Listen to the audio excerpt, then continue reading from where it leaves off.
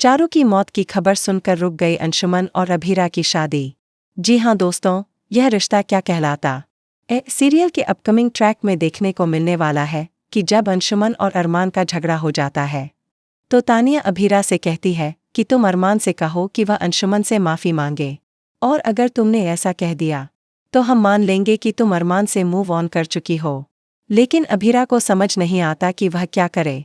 अंशुमन भी तानिया से कहता है कि तुम ऐसा मत करो। तभी वहाँ अरमान खुद ही अंशुमन से माफ़ी मांगने आता है और अभीरा से कहता है, मैं नहीं चाहता कि तुम मेरी वजह से किसी और मुसीबत में पड़ो। वहीं दूसरी ओर कहानी में जल्द ही एक बहुत बड़ा खुलासा होने वाला है, क्योंकि मनीष, रूही और बाकी सभी की एंट्री होती है। उनके हाथ में चारू की एक फ़ोटो होती है जिसे देखकर सभी के होश उड़ जाते हैं, क्योंकि उस फोटो पर फूलों का हार चढ़ा होता है। उसे देखकर अभीरा की आंखों से आंसू निकलने लगते हैं और किसी को समझ नहीं आता कि आखिर यह सब क्या हो गया।